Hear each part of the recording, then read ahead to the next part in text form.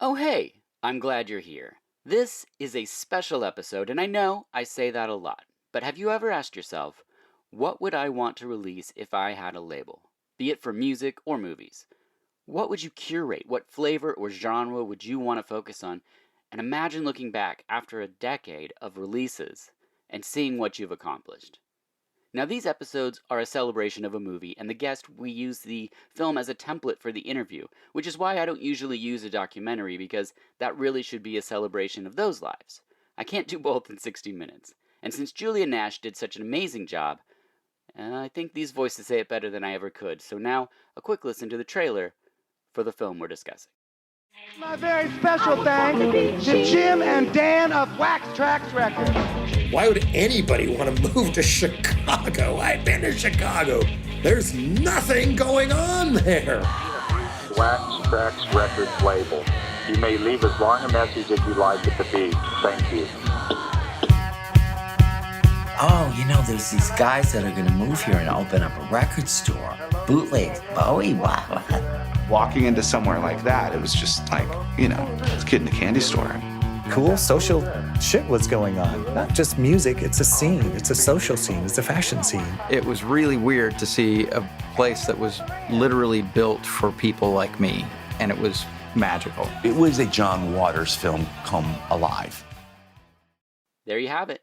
Watch this documentary, even if you don't know the genre. I think it's fascinating, really well done.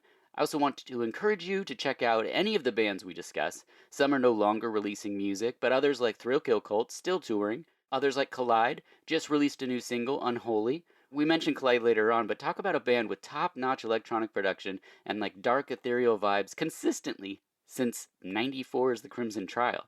So while we're talking about one decade, there were bands before and after. So it's my hope that we make them all proud with this little conversation about a man and a label that means a lot to me. Also in this episode, we talk about a song I sent to him. This is a song I recorded for a compilation when I was 17, and if you want to know what it sounds like, I hit it at the end of our episode on Hideaway, the Dean Koontz movie with Jeff Goldblum and Godflesh. Yeah, it's the episode right before this one, and if you want more other than the Chris Connolly episode on Suck, check out Gypsy 83, our Crow episode, and Brain Scan. All these episodes have industrial goth talk in them and should fit that need. Now let's get right into it. The film is Industrial Accident. Our guest is a Revit Head music label owner, and this is VH-Us.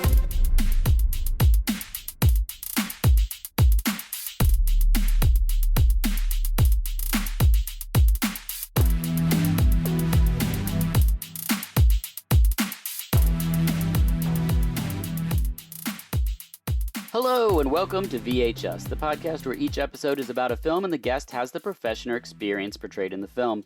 I'm your host, Dirk Marshall, and this episode I break both of my rules. Number one, never cover a documentary, and number two, the guest must currently have the profession being discussed, because I wanted to speak with this guest for quite some time, and the idea of this episode was too good to pass up. My guest is Chase. Welcome. Hello. Hey now. I've never known your last name. You've always just been Chase? I don't know if you want to ruin that illusion or just remain as Chase. At the end of this interview, I'm going to make the big reveal. Yes. Okay, perfectly. And you currently work in PR, is that correct? Correct. Is there anything you wanted to tell us about that? Yeah, so when Reconstriction, my label, it folded in 1999. And at the time, the music industry was going downhill because of Napster, and a lot of people, independent labels, it was harder because people were stealing your music. And so it looked like that industry was going to be imploding. And so I saw gaming was going uphill, was growing. Because when I was running the label, I was also a freelance game reviewer. I actually went in-house to launch the Sega Dreamcast with a PR agency.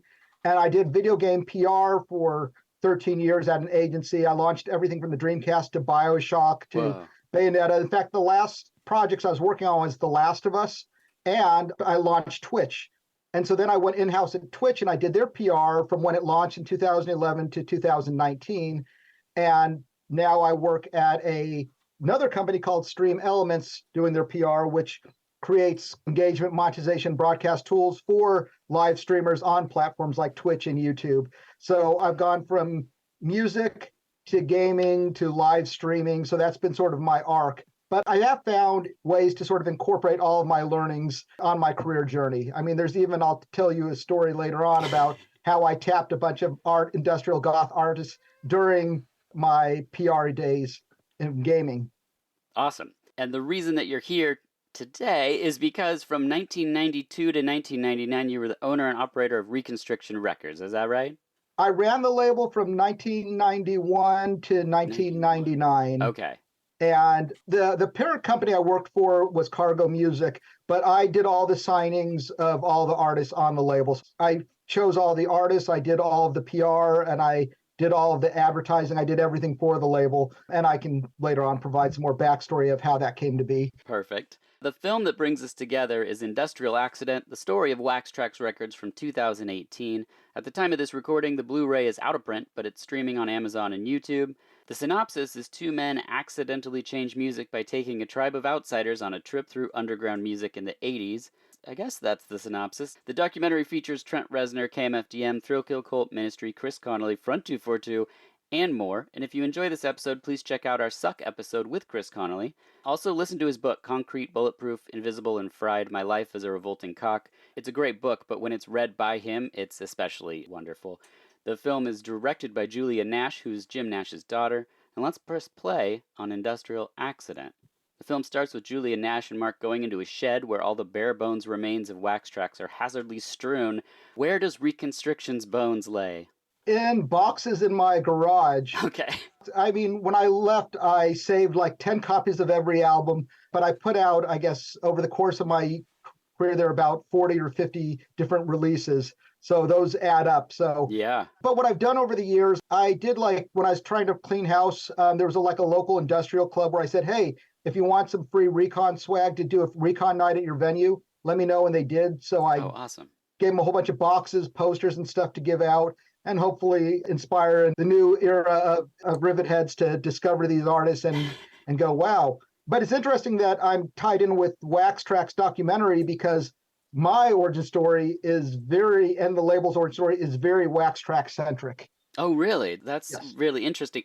I knew that you had Reconstriction stuff. And so when the movie opens with them like combing through these boxes, I was like, well, of course. I mean, if you have a label for over a decade, there's stuff that's going to be somewhere. There's things that are going to matter to you and things that you were a part of creating that they'd have to be stored somewhere. I mean, for me, I stare at the CDs and things every day. In fact, I have something else right here.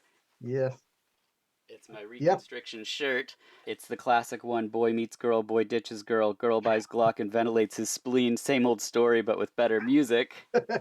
Gosh. Yeah, I was going over looking at some of the ad copy and taglines I used to write for the label because I pulled out my box before the show to sort of refresh my own memory. And I don't know what I was thinking. Some of the stuff I wrote, I could not read on this show because I said, that's so offensive. I mean, I don't think I ever did anything that was like racist or homophobic, but definitely pushed the envelope when it came to violence. I think that was like, I always like to try to get a reaction, you know. It was, I mean, I'm not Gigi Allen level of reactionist, but, you know, I always try to think of creative ways, you know. I mean, I had a whole theme that was very anti-rave culture. So I'd sent out promotional crowbars with a tagline, you know, ever crowbar a raver.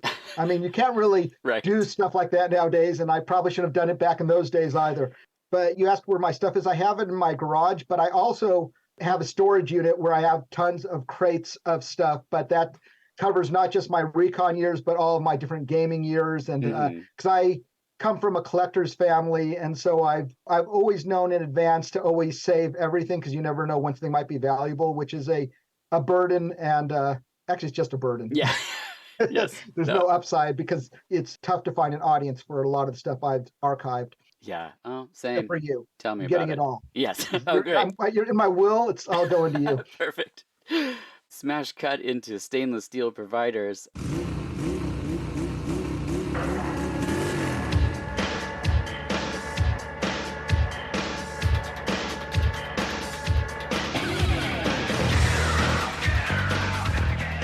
And our first talking head of the movie is Jello Biafra, the Dead Kennedys.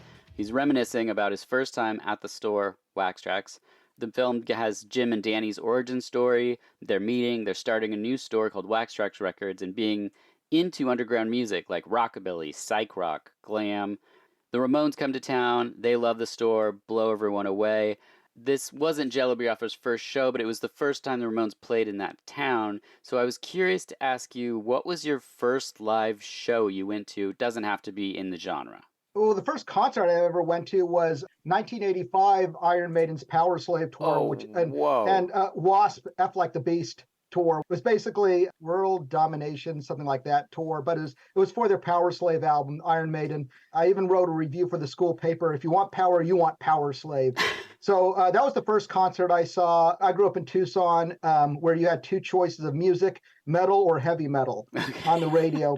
We had one weird girl at school who listened to like Depeche Mode, Yep. and I go, oh, this is cool. And then when I moved to California, well, I don't know if you want me to bridge into my origin story with getting to yet about how I got into the industrial scene. Put a button in that for one sentence, and then we'll be right there, because my first live show was seeing Ethel Meatplow open for Nights of Reb, which was Oh, that's amazing. It was really shocking. Yeah. Yeah, I saw Ethel Meatplow before at some small venues, but first time I saw Nights of Reb was when they opened for on their Depeche Mode tour, which was Right. great.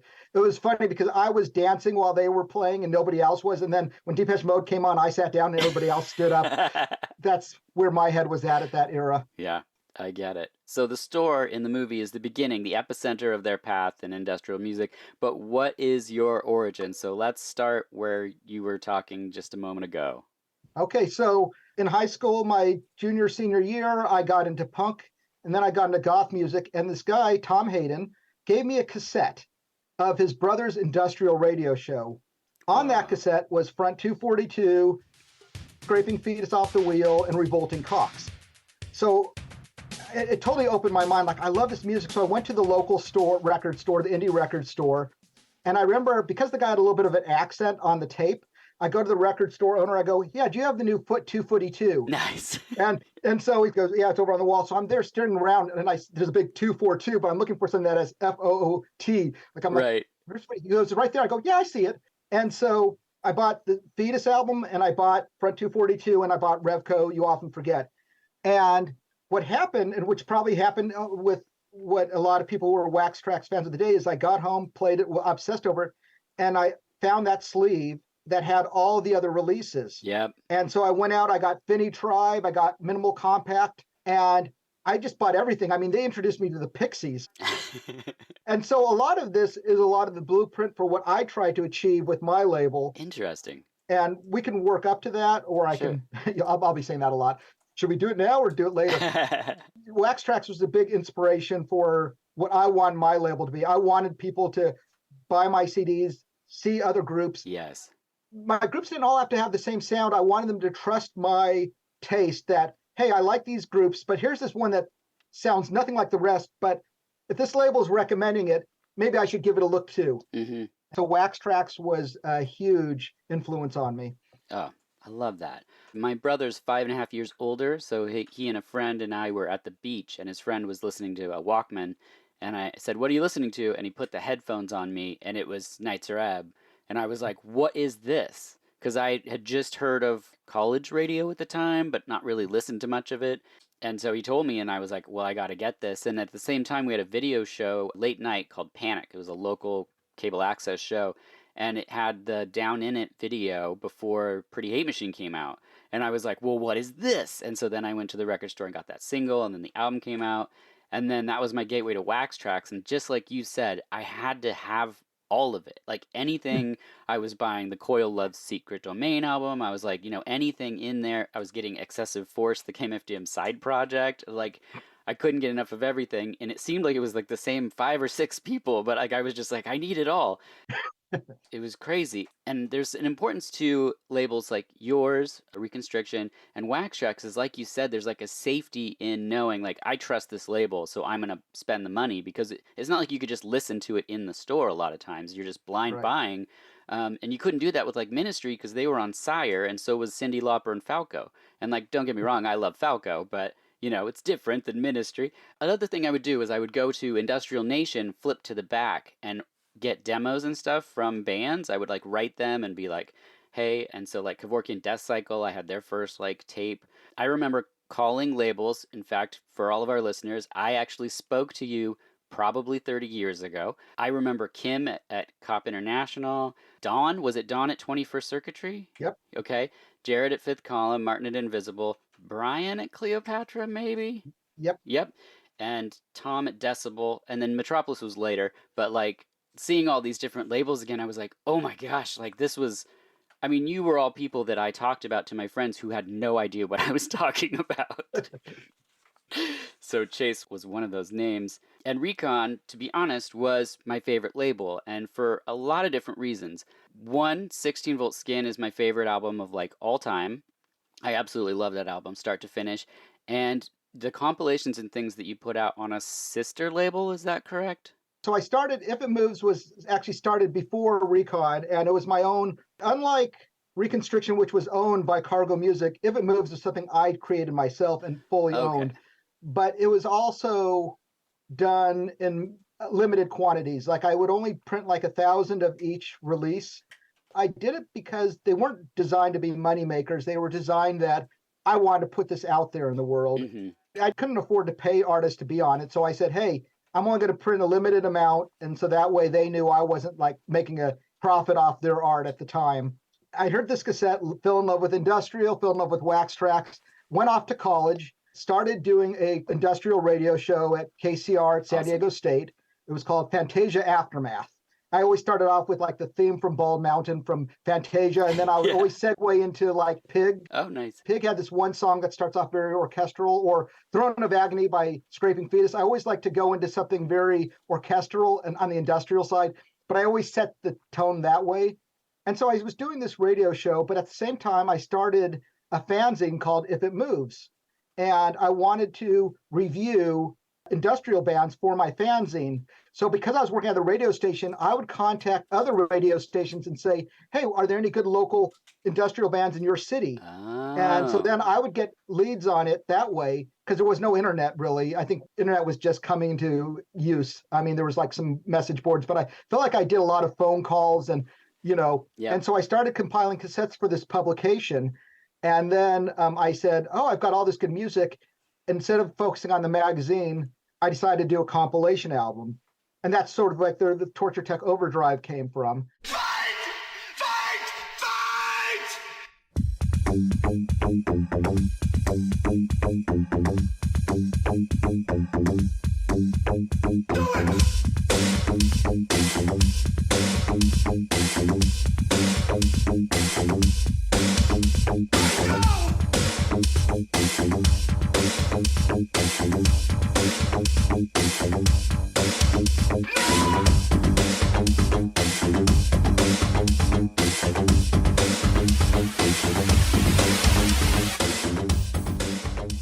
And part of my mindset with these compilations is that I always wanted to, this is something that has never left me, is I've always loved words, and I always wanted to create new jargon. I was always fascinated. I didn't want to use words and phrases people have done. So that's why I came up with like 18 different ways to describe industrial dance. Yeah. And so that was sort of like a thing. What new terms can I come up with? Were you responsible for Rivet Head, or was that a thing before? Okay, so Rivet Head, it's funny because I saw it's in Urban Dictionary. It says Chase coined the phrase Rivet Head.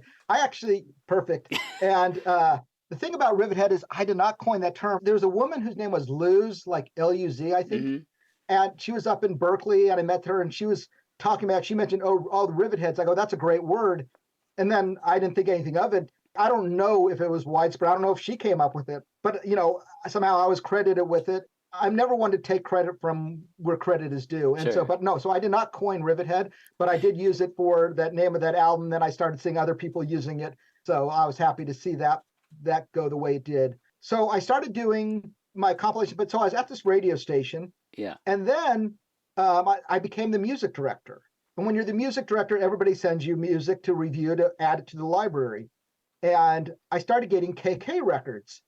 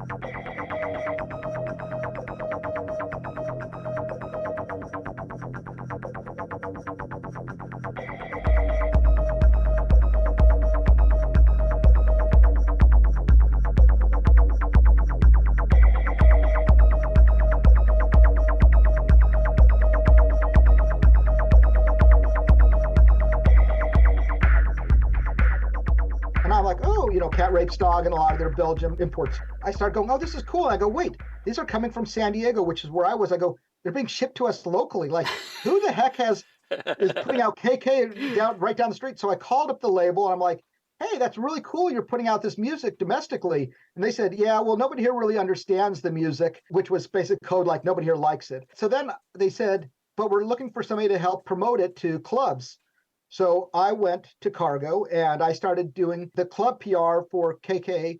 I didn't really know clubs, but they had like a pre-existing list and I started working off what they had. So I had like a place to start with, and I'm very resourceful of expanding, tracking down goth and industrial clubs. I then took over the radio promotion for the label and then doing PR for it. And we're getting closer to where Reconstriction comes into the picture. So during this time, I'm running my label, If It Moves, putting out some releases. I think I put out 2. I put Torture Tech and then Cyberflesh Conspiracy.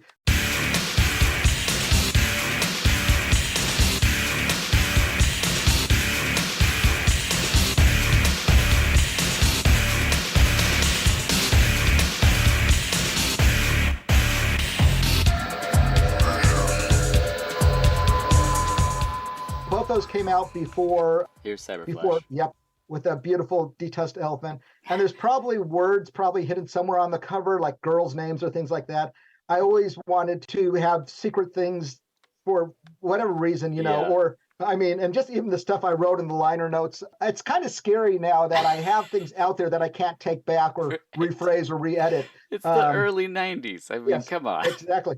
So I then said to our management at Cargo, I said, I realized that KK stuff, it was a lot cooler when it was harder to get. But I realized, I thought this stuff was okay, but I said, but there's so many good US groups that do not have labels. And I said, why don't we just start our own division? And I already had a whole bunch of groups because I've been doing my comps. I knew groups that would be great for this. And they said, okay, you have one, you could sign a group, and if they do well, you can keep signing. If not, you had your chance. And that was the start of Reconstriction. Perfect, because next in the film, Wax Trax releases Ministry's Cold Life 12-inch, and that is when it started to take off for them. So your first release was Diatribe's Nothing EP, is that correct? Correct. And then was it initially successful? Yeah, it's not like it sold like hotcakes, but it did well enough that it wasn't a flop. That they said, okay, you can sign another group. And so my second group was actually going to be Stabbing Westward, because I had released one of their songs, Violent Mood Swing. Yes. And I'm the only, so it's the only song they'd ever released on a comp outside of their cassette. It's very different.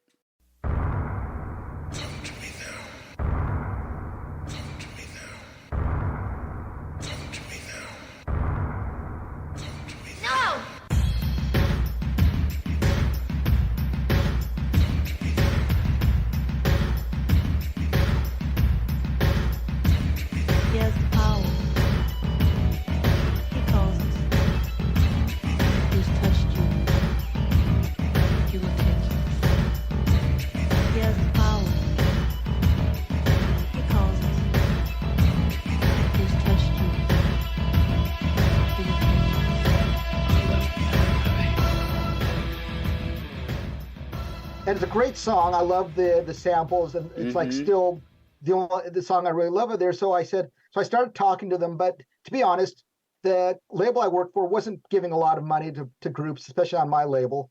And so it's like, we did make an offer at the time. And then my friend who worked at, I think it was Roadrunner, swept in and said, oh, sorry, but we're going to be signing them. And I'm like, and then some major label above them swiped them from them. Then I called my friend. I'm like, sorry, you didn't get them. So anyways, but then when I heard the release, it was good for the kind of music it was, but it wasn't the kind of music that I liked, which was they got rid of like all the samples and electronics and basically took what they created.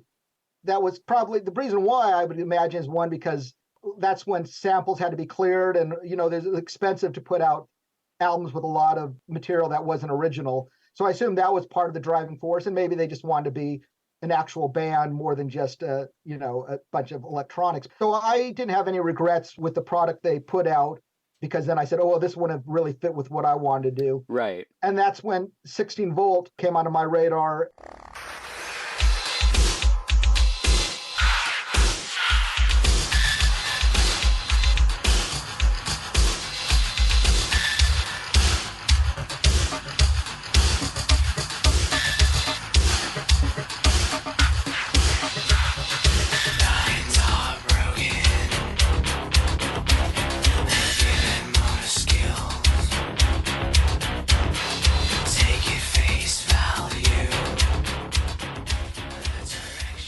really on my radar. But I actually, the earlier stuff before my release, it was a little derivative of Ministry in the way that I liked it. I said people would like this, but it wasn't original enough to me. But then with Skin, Yes. they started finding more of their own voice and more of their own sound. And I said, okay, this was good. Not that their other stuff wasn't, but this was more in my vein. And I also had a vision. My label is going to be all guitar-driven electronic music.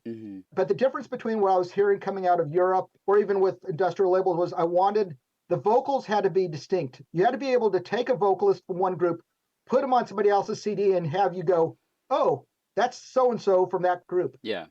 That was sort of my litmus test. I didn't want somebody who was overly processed for your car, really, where they could be anybody. And so I just really want to have a distinct sound and distinct vocalists. So that was very key to what I was looking for. And then I felt once I built a sound, then I could expand to some of the other things that I'll go into. Yeah. So then after 16 Volt, we got the opportunity to put out Leather Strip.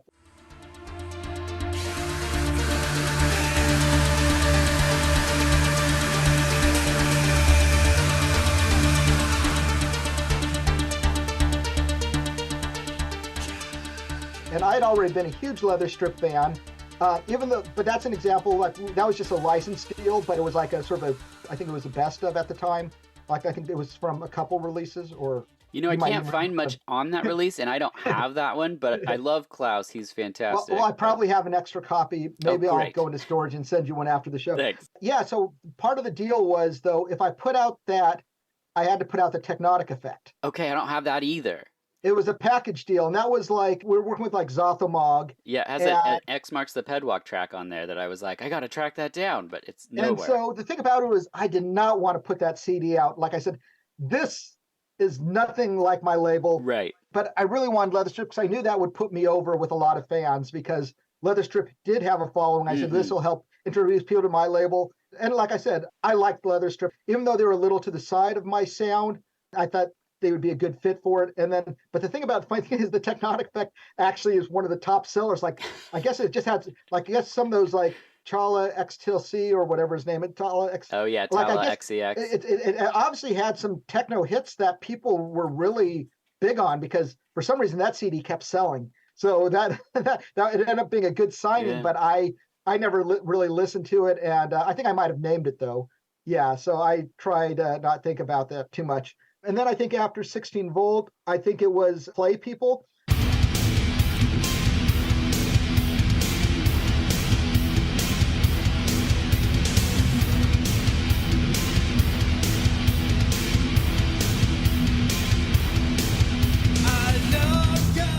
Like Play People, before I signed them, they actually put out an album that was almost like gothic music, but it was a really poppy song, and I really liked it, but just wasn't the style of my label. And then they came back, and there's some of those early the stuff they put out, like I go, oh, this is really, because it was like gothic industrial, and I really liked metal, and I thought they had a really unique sound. And Dan Neat had such a specific voice, I love his voice, and so that sort of fit in with what I was doing. And this is sort of leads up to Shut Up Kitty. Okay, perfect. Let's stop there then, because I wanted to ask, so in the film, the Wax Trax store becomes like a social place, an epicenter for outcasts and weirdos and people that like industrial music or bizarre stuff.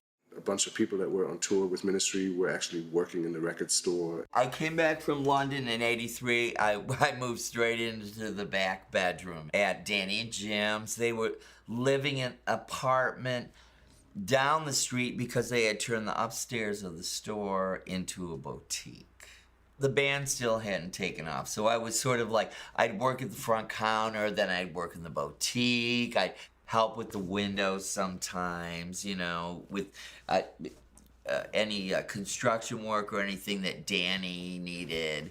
I was sort of like the gopher boy, When I first moved to America, I started working at the store pretty much immediately because I needed some kind of income, and I worked with Frank at the store. Did that exist for you in San Diego, or? Yeah, so when I was DJing, in addition to DJing at the college radio station, I also was doing club DJing. Got it. So there was, but there was like a lot of random clubs like that would come and go. Can you drop some names? Oh, one that didn't come, one that's been long standing. There was a club called Soma, which was downtown. They had an upstairs and a downstairs, so you might have some ska band upstairs, then we'd be in the basement playing, Yeah. doing dark stuff. But there was just, I don't remember a lot of the names. Like I said, some places weren't last long, but we did have some local clubs in San Diego. I met through the label, I met DJs in San Francisco and LA. So while I was doing the label, I was also doing keyboards for the band Pain Emission. Oh, cool. And so when I say keyboards, let me rephrase that. I was doing samples. Okay. And I was doing samples with a keyboard where you can only really do 2 at a time. So it was like you would hit a couple samples, then I'd have to go and take the hard disk out. I had no musical talent whatsoever other than finding musical talent, but they were a local band because I started playing their band on my show. I put them on my comps. Yep. And then I bought a sampler and I started playing with them for shows. So I did some local shows with them. I mean, there was like some clubs, but nothing like I think like a record store like Wax Trax would have been. Same, I did go to a lot of record stores on my own, but yeah. Yeah, we didn't either, but in Portland, where I live now, that's where there was a store called Ozone, and it was like this huge, expansive, dark store that you'd go, in your youth, and it smelled weird, and there was weird corners where they sold, like, Music Concrete and stuff where you're like, so what's Salil Moon? Is that a label? What is this? And I would just buy all these weird imports of things, it's like a cassette in a wooden box full of bee wings, and I'm like, perfect, I need that, and like, just random weird noise things, but it was such a cool place to go to. Then it split up, and now it's no more, but I really loved it a lot. Next in the film, Wax Trax seeks distribution for European music here in the States. That's kind of like what you're talking about with KK, is that right? Yeah. KK was the Wax Trax of Belgium, and we were the distributor. Got it. Okay. Cargo was both a label and a music distributor, by the way. So we also distribute a lot of music too. How does that work? Did you find stuff and say we would like to release it here, or? Yeah, like I said, I didn't license. Like I think I only licensed like the leather strip. Okay. I think the Numb release was licensed too. I think somebody else put that out, and we licensed it. Yeah, so it's similar to that. I licensed some stuff overseas. Like I forgot the label. Like some labels put out, like I think some of our groups. I know we licensed Clay People to another label overseas. I think we did a 16-volt release. Okay. And a Collide, maybe. Cool. But we did try to get other labels to help, if they weren't distributing it, to license their own versions. Did people submit demos to you, or? Oh, yeah. After a while. I mean, originally it was me searching stuff out, but that at some point, once my label started getting recognition, I started getting submissions. So like Stabbing Westward, you found, right? You came across that on your own. 16-volt, same thing. Yeah, correct. Apparatus? Apparatus, that one might have been sent to me, but to be honest, it's so long ago, I don't remember which ones were sent to me and which ones I tracked down at that point. I just have one more. Sure. And because he did the music that's part of our When We Take a Break, and he wrote the original music for the podcast, Christ Analog. Oh, Wade, how did I discover Christ Analog? That's another one. He had actually put out a CD. Yeah. Before, and that CD, it was good too. Texture of Despise, right? Yeah, that sounds like it. And then you put out the one that has Optima and Cold Magnetic Sun. Yeah, I really liked his voice. His production was so sweet. I really enjoyed it. And I really loved his Natural Born Killers cover for Operation Beatbox. Yeah. I wish I had better memory. Yep. And you can see me breaking on the inside somewhere. Oh, yeah? That's me breakdancing. Is it you on the back in the Recon shirt? Yep, that's me. And I still have that boombox in our garage here. That's awesome. My wife uses it for the cassette player to play cassettes from, because we still have them from our childhood. Me too. So. Yeah. Oh, I love it. Okay. So next, Patrick from 242 talks about industrial music being linked to punk aesthetics. Nobody really in the label seemed more punk than Recon. There was something about your compilations, the collage work going on with some of the booklets. It felt like zines, things I would see in punk stores. And then, of course, like you said, the little hidden things around and stuff that you could find. Like there was like a depth to the layers of the releases that I always really appreciated. Oh, I mean, so I can talk a little bit about my approach to the art that I had a hand in, whether it was my own If It Moves releases or things like Shut Up Kitty or Songs from the Wasteland or Nod's Tackle Box of Fun. Mm-hmm. First off, I always wanted to give my label its own voice. And by voice, I mean in terms of not just sound, but of aesthetic. And, 4AD had its own look. Wax Trax had their own look. Everybody had their own look. But the industrial goth scene itself, I always felt, took itself too seriously with too many tropes. So I wanted to bring sort of a levity and a street culture energy to the movement. It's kind of like how you could have a group like Babyland that evokes one thing when you see the name, Yeah. but then when you hear the music, it totally recontextualizes it. Yeah. And I wanted to achieve that for my label. So I would go to the Comic-Con because it was very small back in the day, but I used to go there in the early days in San Diego, and I would find artists who did like manga or different things, and that's who. So I would choose the stuff for my releases. Songs from the Wasteland is a good example. I took this guy, this character named Nod, who's from this art book, and I had the artist, though I put this character who's usually in a happy environments, but I had the art created that's really dark around him. Same thing with Songs from the Wasteland. You see this guy walking. Like I looked for characters that were not necessarily dark characters, but I found aesthetics that would make them appear that way. And so I really wanted to have fun. But I also wanted it to be cool. I wanted it to be aesthetic, and I want it to define better, help shape the music. Like when I was doing the Songs from the Wasteland, which is something I licensed from somebody else who put together, they said, hey, we put together this mission comp. Do you want to release it?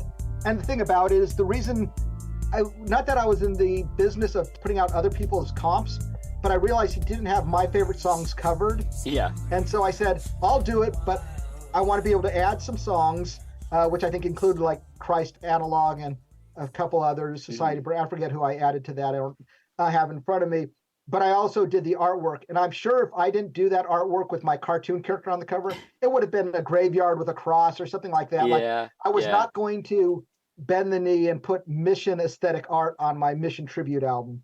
And the only other time where I released somebody else's music was TV Tier. Somebody came to me with TV theme songs. Yeah. I said, this is a good idea, but I didn't like a lot of the songs, but I had a lot of songs I wanted covered. So I said, I'll do it, but I ended up making a double CD, and most of the industrial stuff are artists I picked. And unfortunately, they already had the title picked out. That was the one CD I didn't choose the name for. But the funny thing about that CD is the subtitle was Filching a Dead Horse, which is obviously a very perverse sex act.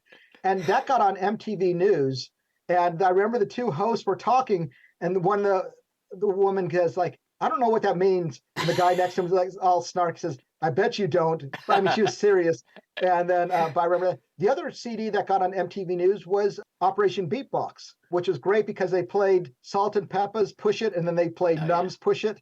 Push it, push it, good. Push it real good. Push it good. Push it real good. So those were some of my career highlights, was getting two of my releases on MTV News back when MTV played music. Yes, that's awesome. Oh, in the Songs from the Wasteland, that's also my wife dressed up all gothy on the liner notes, but she's not a goth. Okay. So, and that was me in Operation Beatbox, dressed up like a b-boy, but I actually was a break dancer back in the 80s. Oh, perfect. Well, that makes sense then. Did you still have the moves? Yeah, I can still pop and lock. Actually, I have a video I can share with you. I put one out of me break dancing back in the 80s. Yes, please.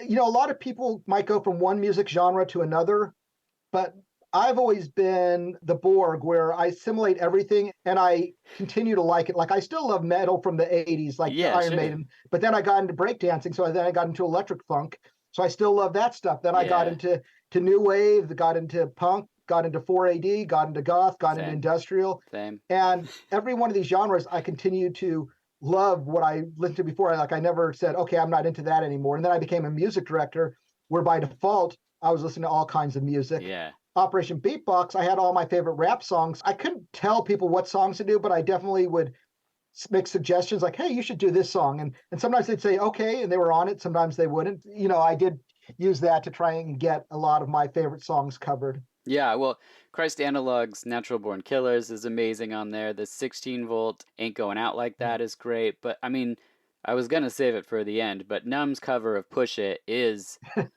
so great. Like, beyond just a cover or a parody, it's, like, really well produced, and it just is so catchy. And I remember playing that and putting it on mixtapes for people, and they would be like, what is this? And I'm like, yeah, it's Numb cover. People just go, whoa, this is otherworldly because I just liked introducing people to new music, you know.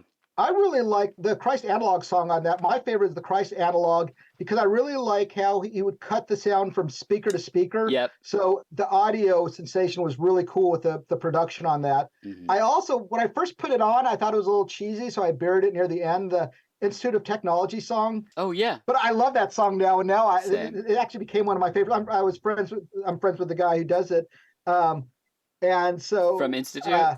Yeah. Yeah. Josh, because he actually, when I left to get into gaming, he actually worked at Harmonix, where he did like Rock Band Beetle, and he was like there's a game called Thief where he's actually the face. Oh, wow. Hood. So yeah, our careers both were parallel. We both moved from music to gaming.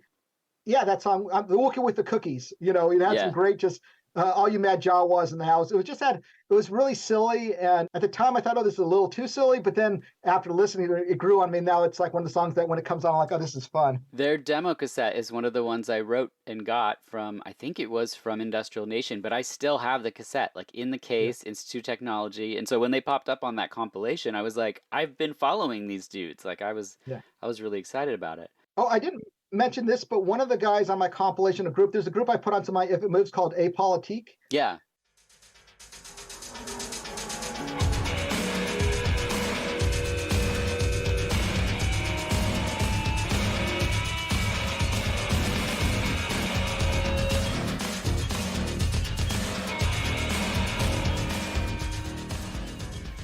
That group is the guy who does that music. His brother is the one who I got the cassette from.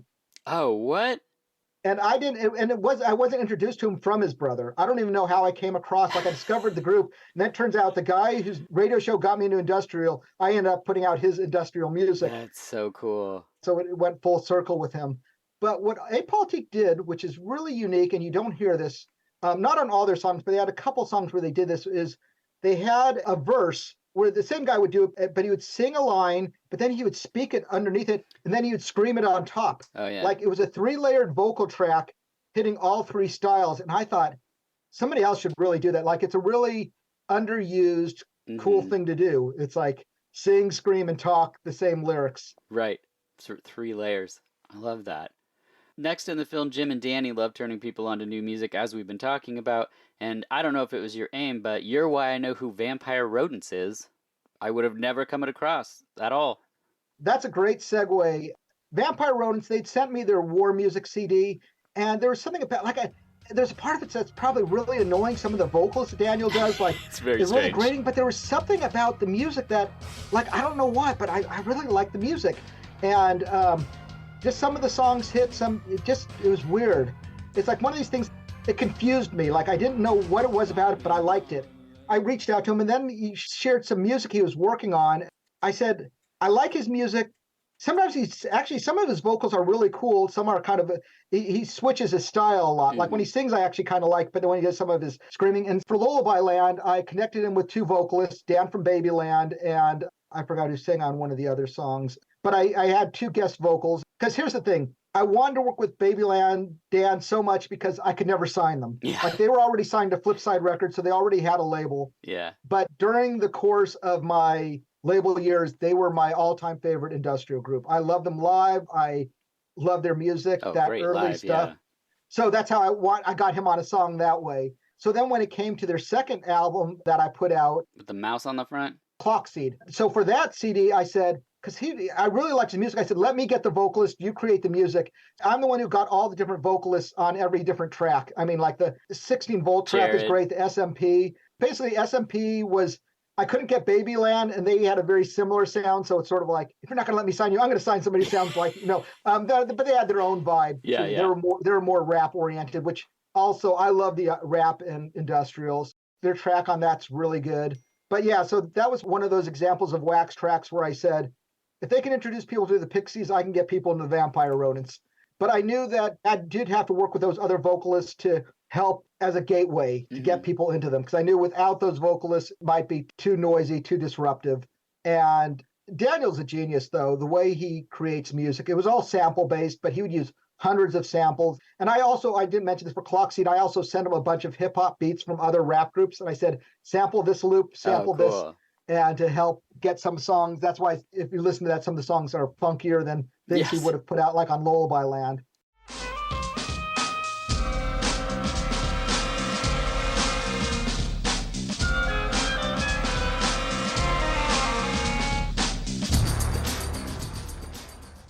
Yeah, it's a great album. Vampire Runners was that.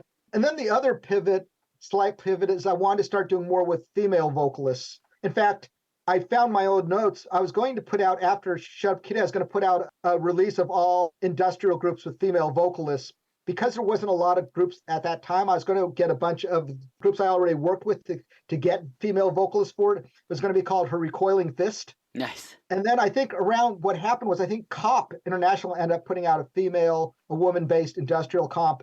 And that's sort of like, I didn't want to seem like I was following their idea. And I hadn't really started mine, so I killed it. But I was excited. That was something I was excited about, a passion project. Like, I'm going to be the first to put out a really hard-hitting. That's what I liked about Collide. They had some songs that hit harder, but had the melodic vocals. I said, all the ethereal groups, like they had these vocals, but the music went with it. I said, I wanted to find more groups like Hexadine, things that were more abrasive music with nice vocals. Yeah. And so Waiting for God was a great one.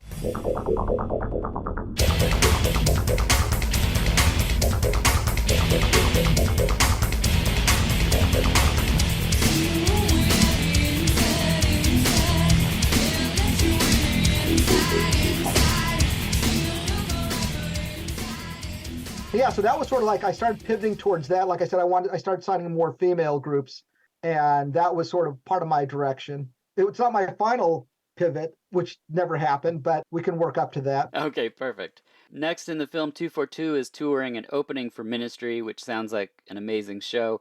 Did you organize tours for Recon? We didn't organize them, but we definitely helped support them. So like when our groups went on the road, we would send CDs or posters. We'd create posters for their tours. We'd create swag for them to give away or sell. So we didn't actually organize the tours. I did do like a CMJ showcase. The College Music Journal used to be big at showcases throughout New York. And I did one, which was like, that was a great one. I remember it had like 16 volt and battery. And the headliner was Die Krups. Oh, wow. Oh, wait. Actually, I did organize one that was a bunch of my groups that was 16 volt. And gosh, now I've got to figure out who else was on it. Was that like Virus 23? Was that the one?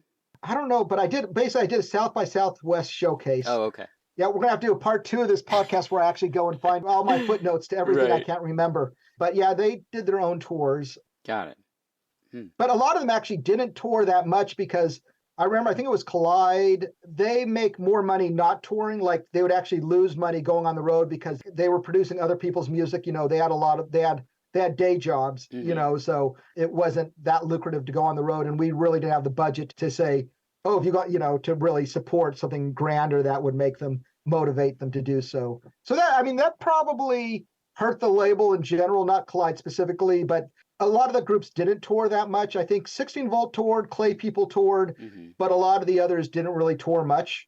It was tough to get the word out, I think, in terms of, you know, that happens when people tour. So right. Yeah, because you never know, like, any opportunity could be like the band's big break or, you know, in the right place at the right time. And speaking of breaks, we'll be right back.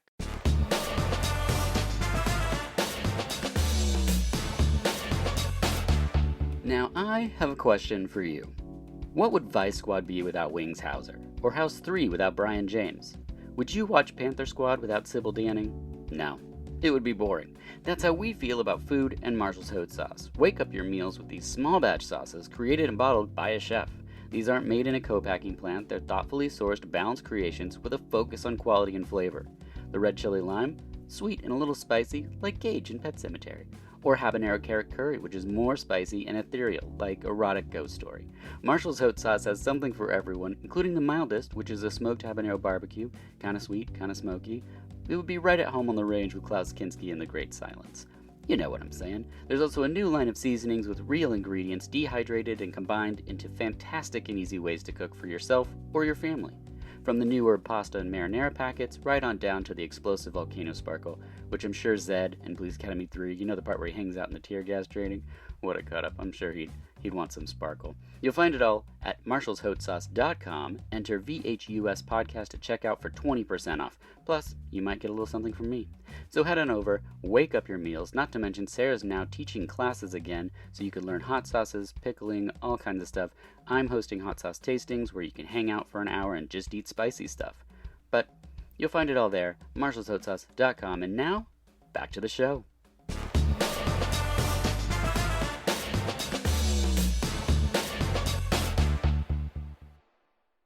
And we're back. And what happens next is a game changer as they are introduced in the film to the Fairlight, which can do sampling, but only 8 bars. And so I love that in the movie they discuss, like, that's why Revco's music is so hypnotic and repetitious, because they could only sequence 8 bars and they didn't know how to link it to the next 8 bars. And that's what makes something like Big Sexy Land, which is the first full length by Wax Trax. Now, online, they say your first full length is Leather Strip, but that wasn't the first full length that you put out? No. Well, I put out Diatribe, which was short.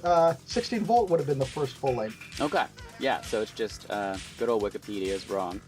But let me, who knows? Maybe they were both put out the same year and somebody got the chronology wrong, or unless I'm wrong. It's been a long time. I mean, I was looking at some of my own notes, and I had wrote down that, well, actually, unfortunately, I don't write the chronology in this particular note. It says, Diatribe and 16 Volt were signed while Leather Strip was licensed to the label. But when you talk about not knowing how to do something, how they had the keyboard that I actually had similar thing with If It Moves, which is that I did not know when you choose the color, like I would look at the screen when I was doing my artwork for my If It Moves releases, I would look at the screen on my computer and go, oh, I like that green. And that's when I'd give it to our designer, I'd say, print it out with this color. I did not know about Pantone colors. Oh, right. Which is why when you look at the cover of Rivethead Culture, you see how dark it is. Mm-hmm. It was not supposed to be that dark, but the guy who was doing the art, he never gave me any advice. Like, he should have told me. He never asked, what are the Pantone colors? And so I'd get these back. He never even mentioned that, oh, well, that's because you didn't. And so I was stupid just thinking, oh, I just going by what's on the screen. But, and I mean, if you look at that cover, it's a pretty great image of Santa about getting mugged. Yeah. I had a couple other CDs that just the colors were not hitting the way I wanted them to. Yeah, so that was something I had to learn. Yeah, once it's printed, that's it. Yes.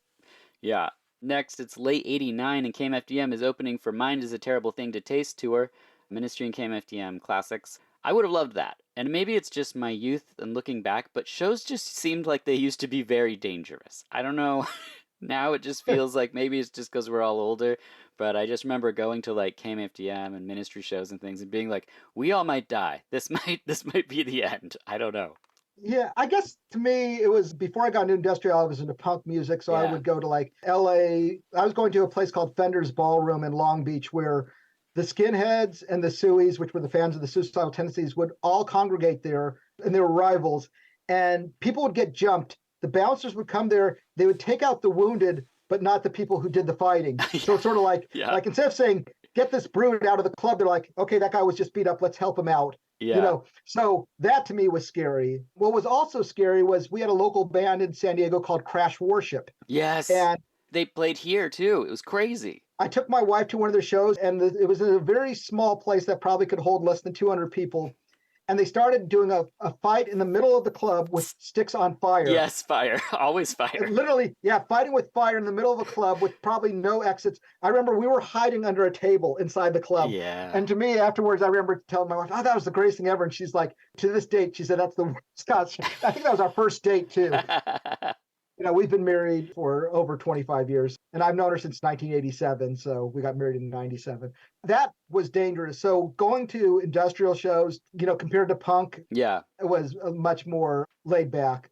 But speaking of KMFDM, I think the point where I thought I had made it in the industrial scene was there was a day where I was on the phone with Sasha from KMFDM. I said, I can't believe I'm talking to my idol, and I have to get off the phone with him because Ogre is calling me on the other line. Sorry, I got to go. Ogre's calling me. That was such a weird moment. I said, I can't believe it. I was in awe.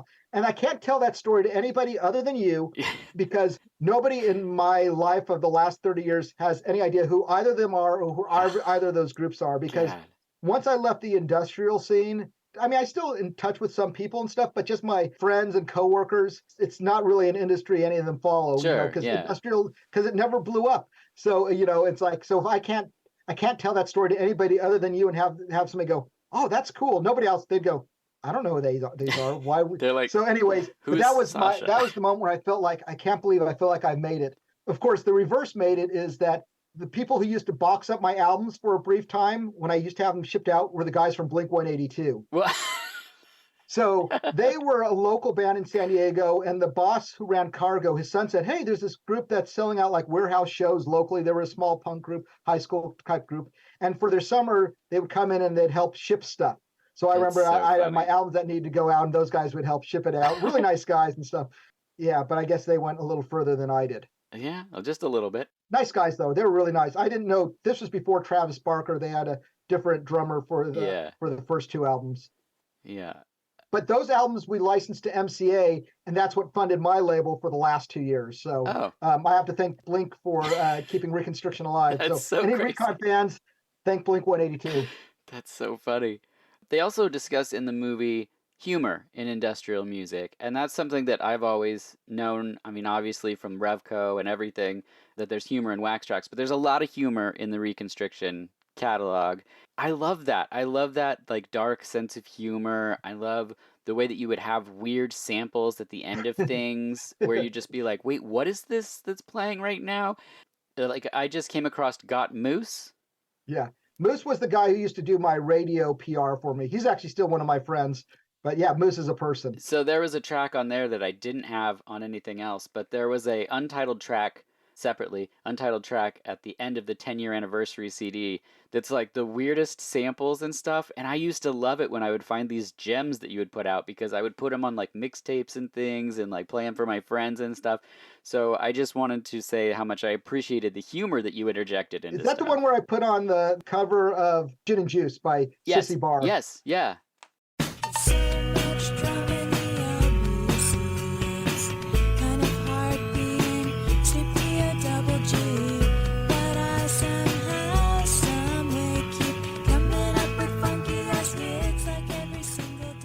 Yeah, because I heard that and I go, I love this song. I got to find a place to release It's really this. good. But the joke about the 10-year anniversary was the little asterisk on the cover. Yeah. Because it's a 5-year anniversary. Right.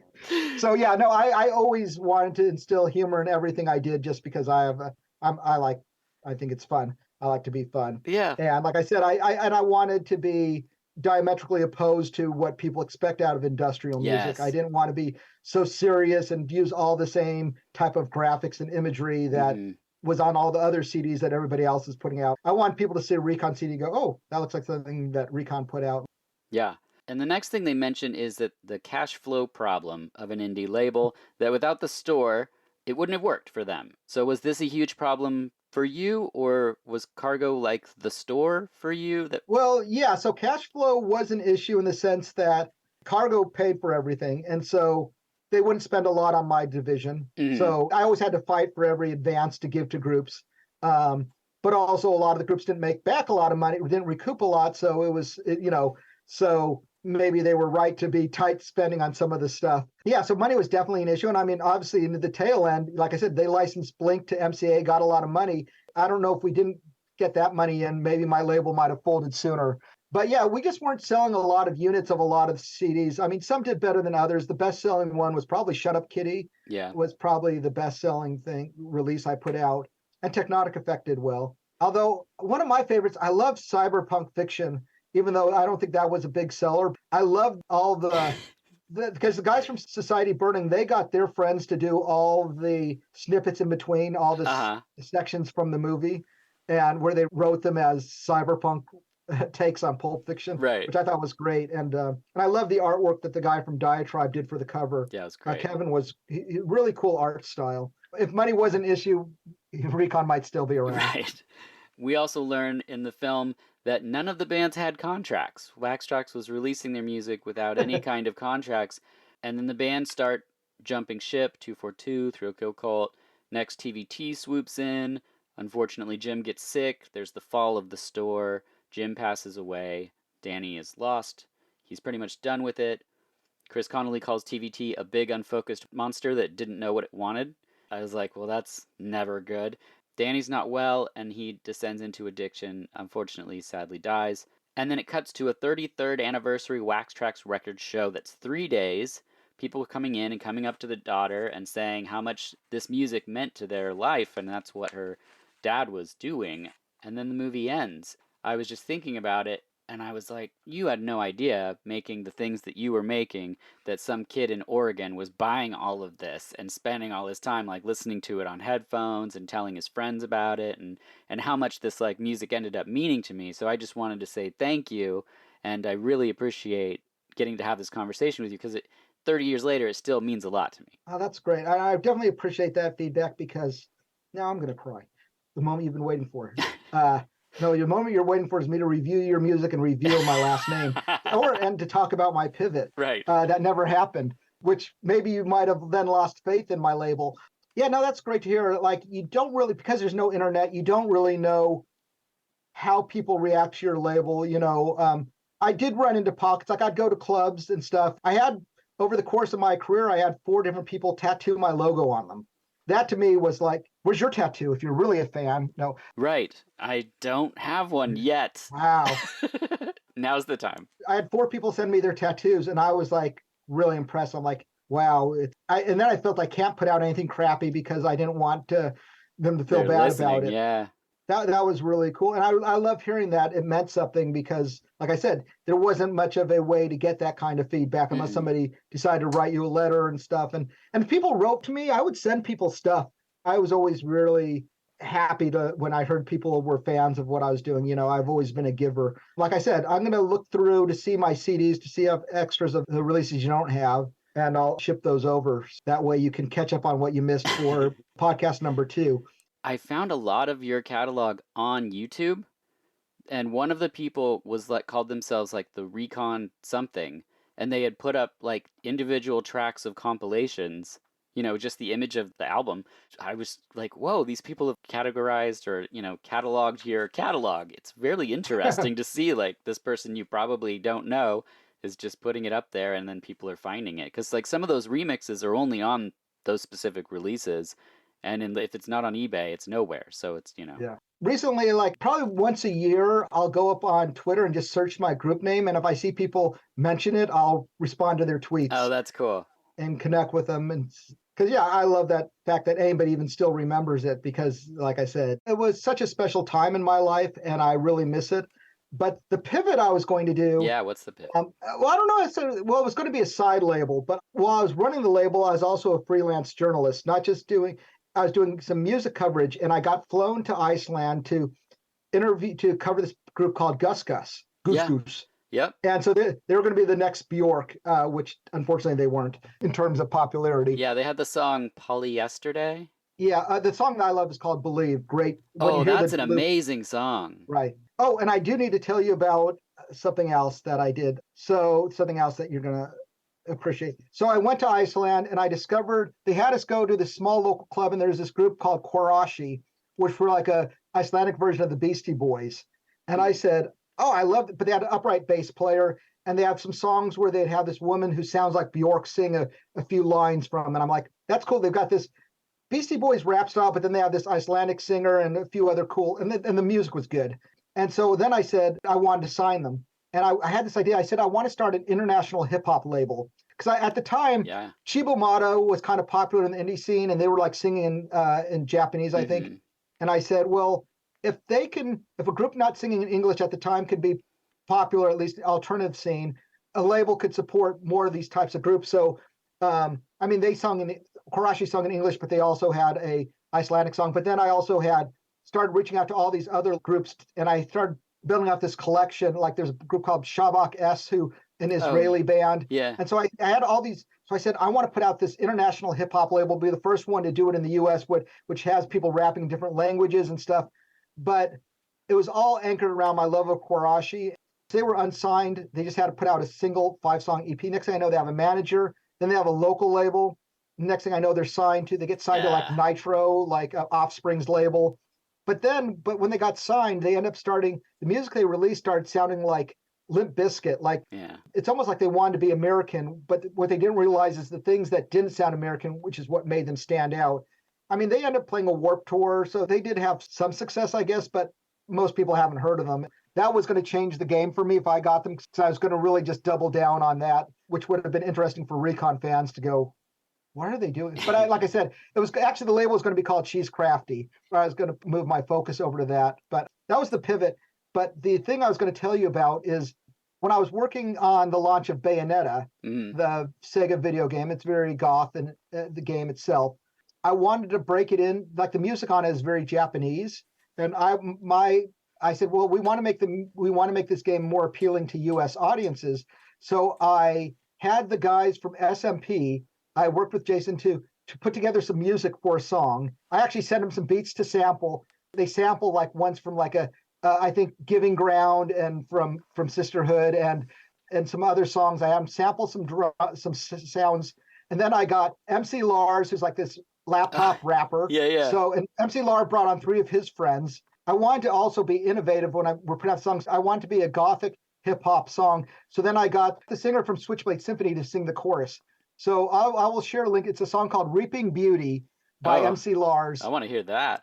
Yeah, so you get to hear like the SMP music, you get to hear Switchblade Symphony vocals, and then you get to hear a bunch of rap, but it's a really catchy song too. So there was 2 other things that remained. I know there's your song. Yep, yes, let's get to that.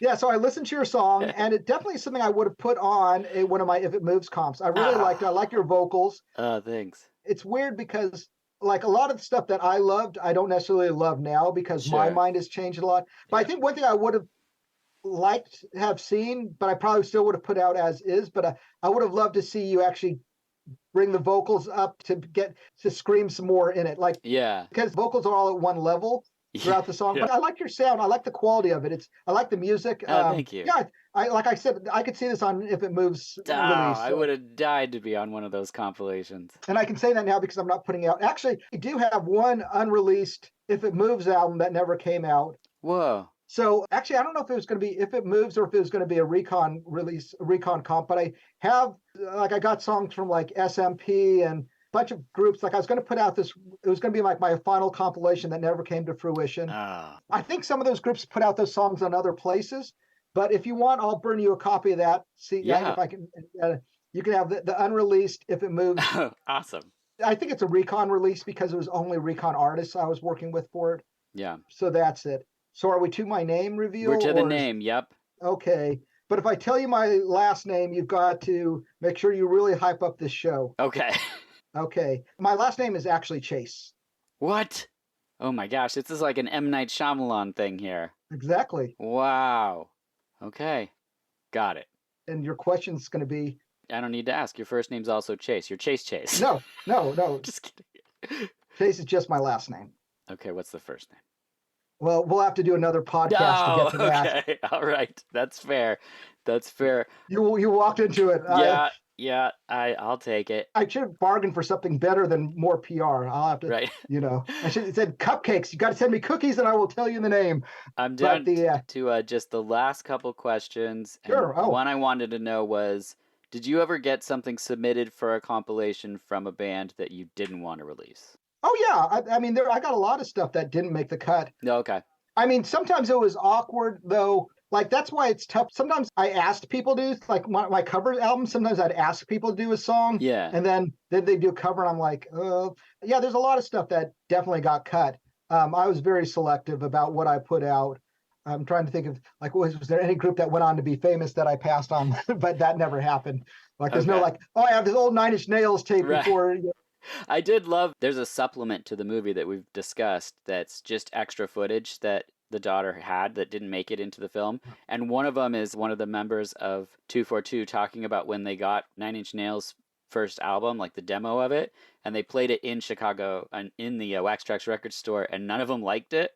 And he's like, I'm sorry, Trent, we didn't know, because obviously it was like way bigger than any of their records, but he's just like, we put it on and we said, this is not good. And I was just like, oh, jeez. Yeah. The group that I thought had the biggest potential was Diatribe, and that was such a weird scenario because we put out their EP. Yep.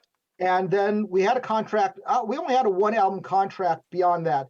Basically, the EP was meant, nothing was just meant as sort of a teaser for a full album. And so, we already paid for it, and we were following up with them like, when's the album going to be ready? When's it going to be ready? It took forever.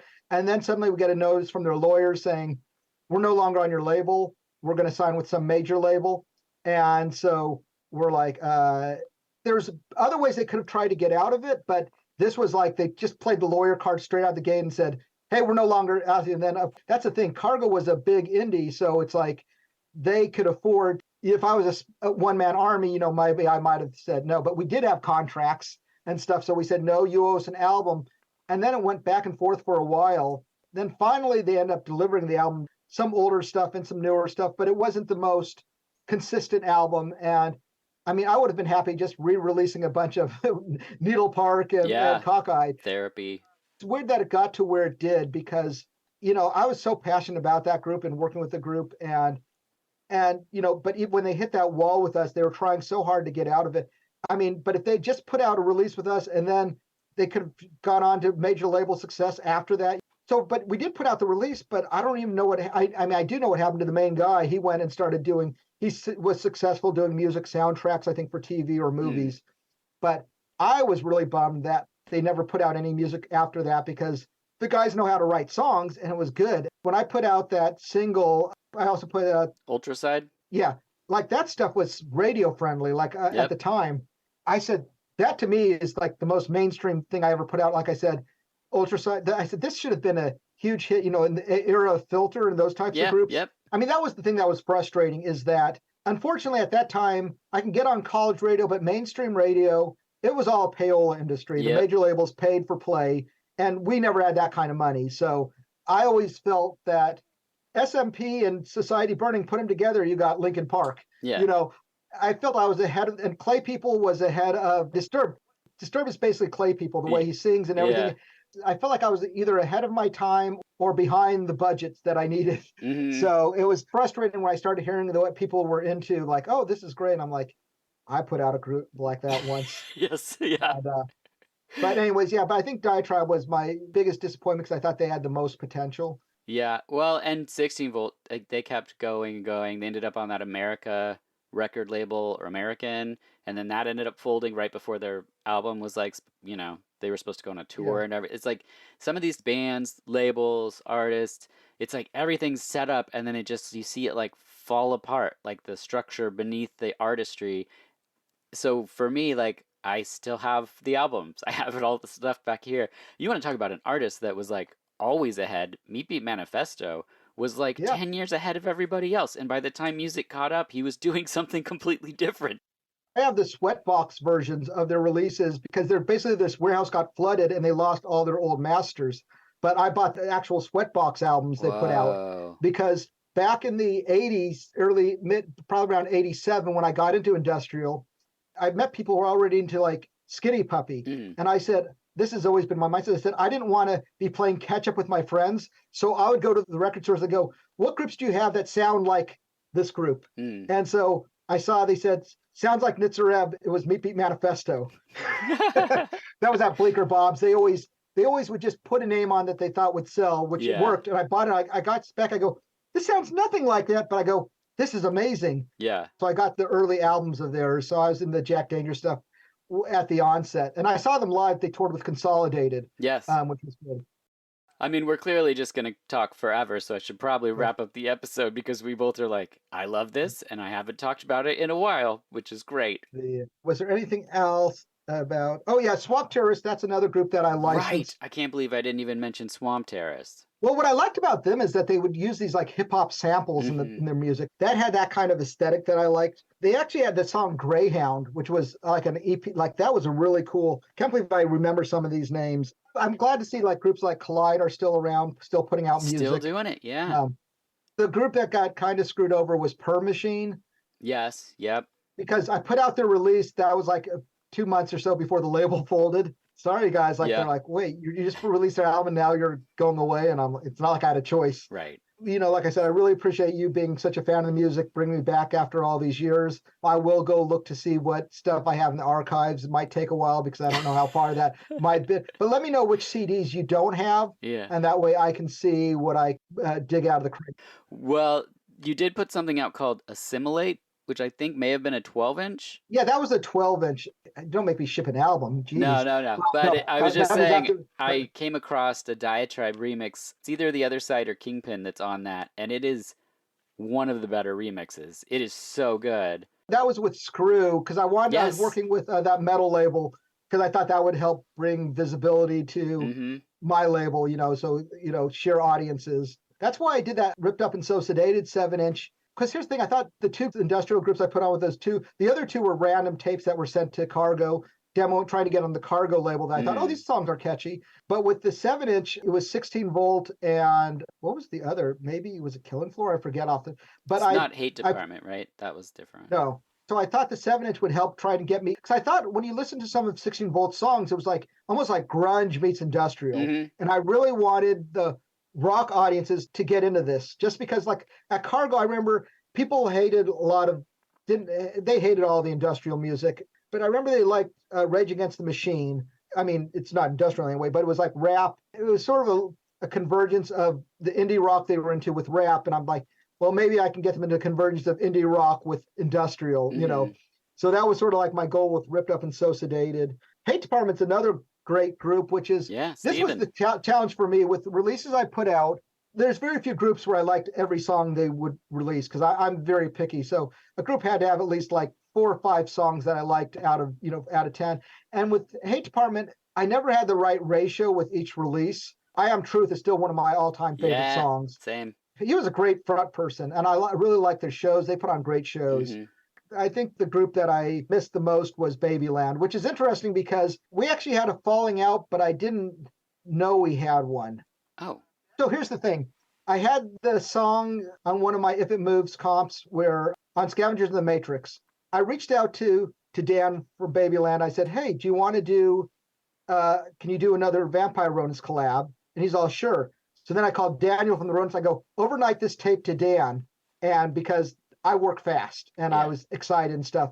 But then Dan, I got the sense that he felt I was taking advantage of him. Like he didn't realize, like he thought the tape had already been sent earlier. Like I presumed he would do it. He didn't realize that it was like overnighted. Oh. So I felt like there's some weird resentment. So then if you listen to the song that he collaborates on, it starts off with he actually says my name. It says, Chase, I never hated anyone as much as you, or something like that. Like it's, whoa. But I said, but this is such a good song. But I really didn't understand where the anger was coming from. Because I called him about it because, I don't like anybody to be mad at me. And I'm like, Is this song about me? He didn't give me a clear answer or something. Like it was really ambiguous. And I'm like, it's a simple question, But I also didn't know, like there was before that, though, he had invited me, like he lived in LA and I was in San Diego. He invited me to their wedding, which I didn't go to, but mainly because I just wasn't big on going to weddings. I didn't have a reason. So I didn't know if maybe he resented me for not going to that. But like we weren't close at all. I only worked with him, had a working relationship. I went to his shows. I loved all their music and I loved his music. So I didn't really understand. I mean, this me was trying to piece together the pieces like, why does this person have an issue with me, Yeah. And I really couldn't figure it out, which is tough because when I hear that song, I hear that, but I go, this song's really good. He knew how to sing around the Rodents music unlike anybody else. That's the thing I wanted to put out is going to be called Mouse Driver. It's a project I had in my head. I don't know if I shared that name with them, but I wanted to do a project which was going to be Dan and Dan. Like I wanted to do a full album of their music, but this was before that incident. And I think that music ended up becoming like the Vampire Rodents CD he put out on Fifth Column or something like that as instrumental. Yeah. But I really wanted to put out an album with Dan because I just liked him, but I loved his music. I just thought he has such a unique voice in the industry. And the thing is, I've actually reached out to him since then, like on Facebook. And I mean, he said something positive about me in some Facebook post, like, oh, Chase did something like that, so maybe it's all forgotten. Who knows? It's fine. But that was the one thing that always bothered me because I'm a people person and I will do anything to make people happy. So if I've done something that makes somebody upset, I want to remedy it in any way possible. Sure. Yeah, no, I'm the same for sure. Well, Chase, thank you so much for indulging me in this walk through your record label and talking to me about the industrial accident, the story of Wax Trax Records. Where can people find you? Anywhere on the internet? They won't find me by searching for my label. Right. Unless it's me responding to somebody mentioning my label. I'm on Twitter at 3 words, Chase Just Chase. So if I say it's Chase Just Chase, they might think, oh, it's Just Chase. No, it's Chase Just Chase. Got it. So yeah, they can find me on Twitter there. That's probably the easiest way to find me. Actually, I just posted about the Sisters of Mercy tour, which came through town, which is probably people will think is on brand for this call. But if you look at all the other music tweets I've put out for over the last 5 years, it's all K-pop. Yeah. So okay. I belong to a K-pop family. My wife, kids, and myself were all really big on it. Yeah, if you told Recon Chase that he's going to end up, 20 years later with a kid going to dozens of K-pop shows, I would say, nah, not going to happen. But K-pop, actually, there's like one group, Stray Kids, has this song. They use the guitar, like the Slayer guitar, that sounds just like Virus. That's the song that got me. It's called Beware by the Stray Kids. And that's what actually got me into K-pop. I'm like, wait, because my family was already into some of the poppier stuff. I go, wait, this sounds like got Virus energy. And then that's what got me into K-pop, was actually a connection to the industrial or bring the noise sound as well. But K-pop is really, the way songs are written is actually aligns with what I like, is that unlike American pop where it's like verse, chorus, verse, like the music structure is really consistent. When you start a K-pop song, it might end somewhere totally different. And they bring in everything. They'll bring in Indian instrumentation, rap, hip hop. They do everything. The song structures are so creative, the instrumentation, that it's something that really speaks to me. Like, I find more originality in K-pop than I do in a lot of other music genres. So it speaks to me on that level. That's great. I am seeing Love and Rockets and Thrill Kill Cult this week. So 2 different shows, very on brand for this conversation. So we have a balance there. As always, I'm Dirk Marshall, and this has been VH Us.